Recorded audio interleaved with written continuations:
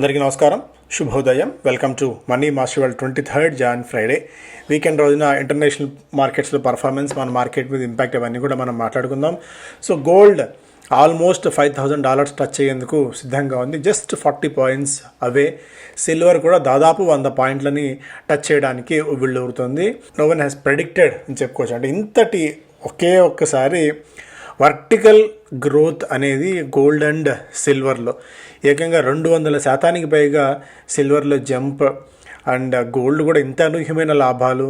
ఒక్క Donald Trump చుట్టే తిరుగుతుందా, లేకుంటే అసలు గోల్డ్ని గోల్డ్ లాగా చూడాల్సిన పరిస్థితి లేదా రాబోయే రోజుల్లో అన్న డైనమిక్స్ అన్నీ కూడా మార్కెట్స్లో చేంజ్ అయిపోతున్నాయి.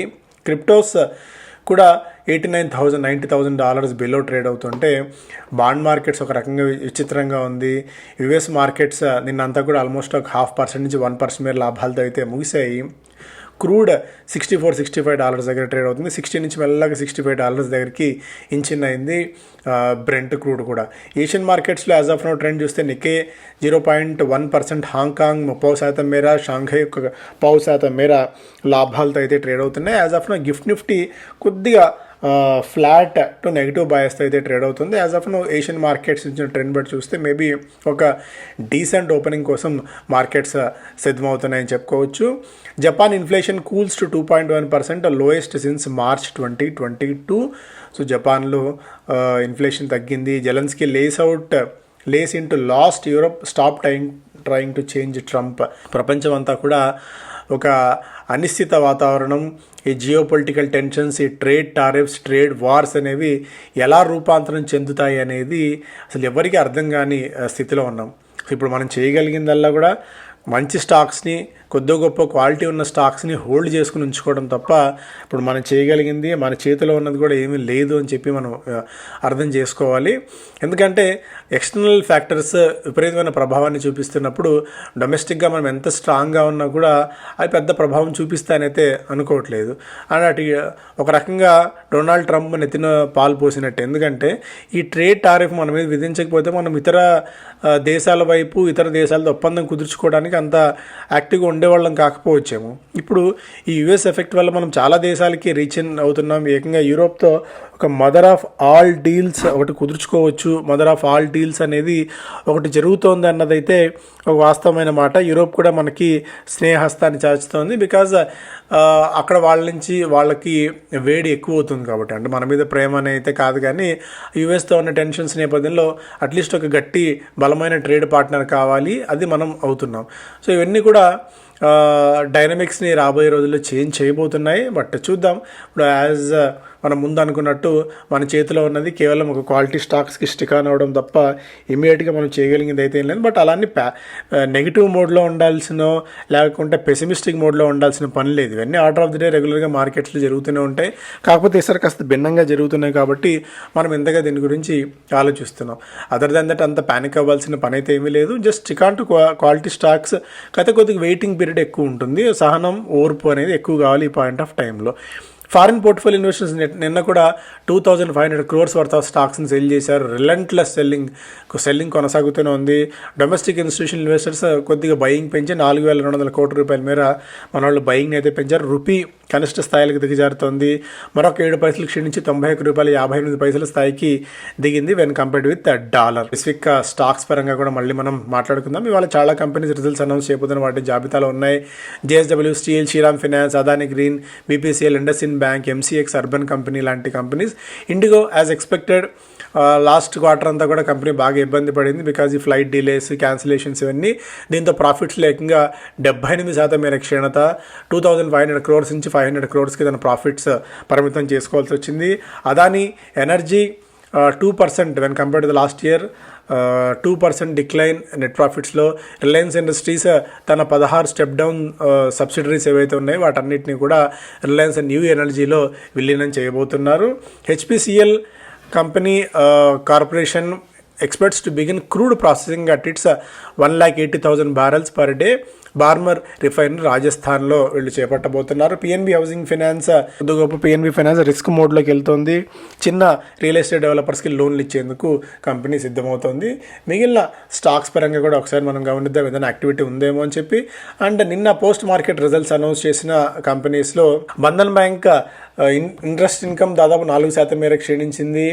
And gross NPAs net NPAs కొద్ది గొప్ప తగ్గాయి. ప్రాఫిట్స్ కూడా దాదాపు 52% మేర జంప్ కనిపించింది. సైంట్ రెవెన్యూ 4% మేర పెరగగా ప్రాఫిట్స్లో 28% మేర క్షీణత నమోదైంది. ఇవన్నీ క్వార్టర్ ఆన్ క్వార్టర్ పరంగా. ఈజీగో ప్రాఫిట్స్లో దాదాపు 57% మేర జంప్ కనిపించింది when compared with last year. And Adani Total Gas ప్రాఫిట్స్లో 12% మేర వృద్ధి నమోదైంది. డిఎల్ఎఫ్ ప్రాఫిట్స్ 14% మేర పెరిగాయి when compared with last year. Go Digit profits దాదాపు 18% మేర పెరగగా సింజిన్ ఇంటర్నేషనల్ ప్రాఫిట్స్ దాదాపు 89% మేర క్షీణించింది. వన్ టైం లాస్ ఒకటి ఈ లేబర్ కోడ్స్ నేపథ్యంలో వన్ టైం లాస్ ఇది 70 కోట్ల రూపాయల మేర లాస్ ప్రకటించాల్సి వచ్చింది. ప్రీమియర్ ఎనర్జీస్ ప్రాఫిట్స్ దాదాపు 53% మేర పెరగగా టాన్లా ప్రాఫిట్స్ దాదాపు 5% మేర పెరిగింది. ఐడియా 4G 34 కోట్ల రూపాయల నికర నష్టాన్ని అనౌన్స్ చేసింది. గతంలో ఇది 24 కోట్లు ఉంటే అది మరింతగా పెరిగింది. సీక్వెంట్ సైంటిఫిక్ బోరింగర్ ఇంగెల్హిమ్ అన్న కంపెనీతో వీళ్ళు ఒప్పందం కుదుర్చుకున్నారు. Distribution promotion of companion animal products పోర్ట్ఫోలియోకి సంబంధించి. సో జీనస్ పవర్ ఇన్ఫ్రాలో కార్పొరేట్ యాక్షన్ ఒకటి.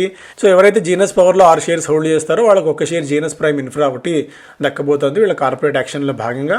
అశోక బిల్డ్కాన్కి దమన్లో ఒక బ్రిడ్జ్ నిర్మాణానికి సంబంధించి 307 కోట్ల రూపాయల మేర ఆర్డర్స్ వచ్చినట్టు వెల్లడించింది. ఐఎఫ్ఎల్ ఫైనాన్స్ ఎలాంటి లీగల్ ఇంప్లికేషన్స్ కానీ ఎలాంటి లీగల్ కొత్తగా ఏమీ లేవు అని ఎక్స్చేంజ్లకు సమాచారం ఇచ్చింది. నిన్న ఐఎఫ్ఎల్ ఫైనాన్స్లో ఒక హ్యూజ్ సెల్ ఆఫ్ మనం చూసాము. Matrimony.com 655 రూపాయలు చొప్పున దాదాపు 9 లక్షల షేర్లని బైబ్యాక్ చేయబోతోంది. 58 కోట్ల రూపాయల మేర వర్త్.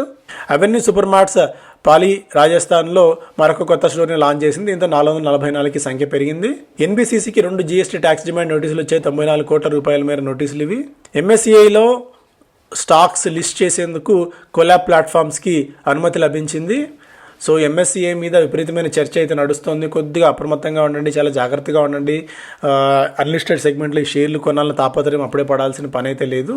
హెరిస్ ఇన్ఫ్రాకి 63 కోట్ల రూపాయల మేర రెడీమిక్స్ కాంక్రీట్ సరఫరా సంబంధించిన ఆర్డర్స్ వచ్చినట్టు వెల్లడించింది. షాడో ఫాక్స్ 3వ రోజున 2.7 రెట్లు సబ్స్క్రైబ్ అయింది. క్వాలిఫైడ్ పోర్షన్ 3.8 రెట్లు, non institutional investors portion 84%, retail portion 2.3 రెట్ల మేర సబ్స్క్రిప్షన్ వచ్చింది. సో ఇవన్నీ కూడా స్టాక్స్ పరంగా. ఎకనామిక్ టైమ్స్ ఫస్ట్ పేజ్లో Trump calls of Greenland tariffs bulls back on feet.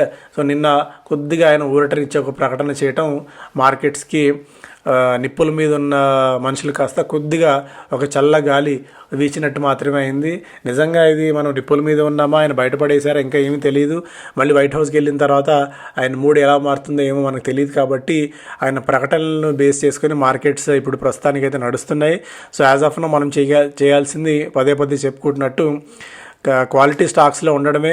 Mid and small caps జోలికి పూర్తిగా మరీ ఇక కంపెనీలో మంచి కన్సిస్టెంట్ పర్ఫార్మెన్స్ ఉంటే తప్ప ఫ్రెష్గా మిడ్ అండ్ స్మాల్ క్యాప్స్ జోలికి వెళ్ళకపోవడమే మంచిది. Telcos first need court not for VI like AGR relief. So maybe Airtel వెళ్ళకపోవచ్చు, సుప్రీంకోర్టుకి తమకు కూడా వోడాఫోన్ ఐడియా లాగా ఒక రిలీఫ్ ఇవ్వాలి అని చెప్పి వెళ్ళకపోవచ్చు. అదే సమాచారం ఇక్కడ చూస్తున్నాం. జనరల్ అట్లాంటిక్ బాలాజీ వేఫర్స్లో ఒక వాటాని కొనుగోలు చేయబోతోంది. Defence pact ready as Europe eyes Indian arms, maritime security, counter terrorism and cyber defence also part of deal. So European యూనియన్తో మనం ఒప్పందం కుదుర్చుకోవడం అనేది మేబీ కొద్దిగా డిఫెన్స్ రిలేటెడ్ కంపెనీస్కి కూడా ఒక మేజర్గా మార్గాన్ని ఓపెన్ చేసే అవకాశం అయితే కనిపిస్తుంది. సో కొద్ది గొప్ప ఇది ఒక పాజిటివ్ అంశం. ఐఎఫ్ఎల్ 17% మేర క్షీణించింది నిన్న స్టాక్. ఐటీ నోటీసులు వచ్చాయన్న వార్తల నేపథ్యంలో. Indian Oil lines up 1 lakh crore for 18 gigawatt green energy bet. ఒక అప్డేట్ బిజినెస్ అండ్ ఫస్ట్ పేజ్లో record $32 billion raised in 2025 via overseas syndicated loans. ఇవన్నీ ఆల్రెడీ డిస్కస్ చేసిన అంశాలే. ర్యాలీస్ ఇండియా నిన్న 15% మేర పెరిగింది. ఫిజిక్స్ వాళ్ళ అనూహ్యంగా 2 వారాల యావరేజ్తో పోలిస్తే 18 రెట్ల అధిక వాల్యూమ్స్ స్టాక్లు నిన్న 17% మేర జంప్ అయితే చూసాం. బజాజ్ కన్స్యూమర్ కేర్ 20% మేర పెరిగింది. గోల్డ్ 7,000 ounces టచ్ చేయవచ్చు అనేది కూడా ఒక $7,000 అంటే ఇక్కడి నుంచి కూడా అట్లీస్ట్ మనకు 40% మేర జంప్, అంటే 2 లక్షల రూపాయలు ఈజీగా క్రాస్ అయ్యే ఛాన్సెస్ ఉన్నాయన్నది కూడా ఒక అప్డేట్గా. ఇయర్లో ఇప్పటివరకు 73% మేర గోల్డ్ అయితే జంప్ చూస్తున్నాము. వివిధ బ్రోకింగ్ కంపెనీస్ అంచనా ప్రకారం టెక్నికల్గా ఇది $7,000 టచ్ చేయవచ్చు అనేది కూడా ఒక అంచనా. బట్ ఇది ఏది అయితే మరి ప్రస్తుతానికి యాజ్ ఆఫ్ నో దీని గురించి అయితే మనం మాట్లాడుకోలేము. అదార్ పూనావాలా ఆర్సీబీని కొనుగోలు చేయడానికి గట్టి ప్రయత్నాలు అయితే చేస్తున్నారు. యునైటెడ్ స్పిరిట్స్ దీన్ని అమ్మకానికి పెట్టి సొమ్ము చేసుకోవాలని భావిస్తున్న తరుణంలో మేబీ అదార్ పూనావాలా దీన్ని కొనుగోలు చేయడానికి ప్రయత్నాలు చేస్తున్నారు. Zydus launches cancer drug nivolumab biosimilar in India, ఒక update. HPCL likely to consider processing Venezuela oil. Rapido $258 కోట్ల నష్టాలను ప్రకటించింది. రెవెన్యూ 44% మేర పెరిగింది. లాస్ట్ 370 crores నుంచి 258 crores అయితే పెరగటం చూస్తున్నాం. సింజిన్ ప్రాఫిట్స్లో దాదాపు 83% మేర క్షీణత. సో ఇవన్నీ కూడా ప్రధానమైన అంశాలు ఇవి వీకెండ్ రోజున. Thank you so much.